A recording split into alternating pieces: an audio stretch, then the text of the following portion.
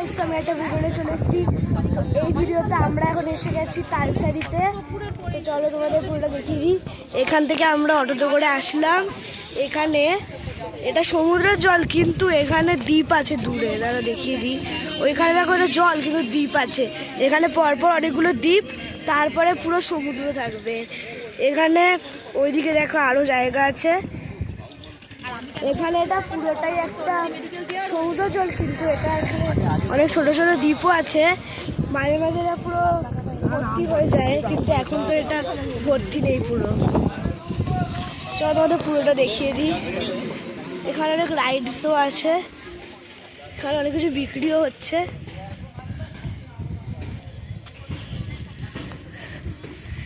এখান থেকে নিচেও নামা যাবে, কিন্তু আমরা এখন নামছি না।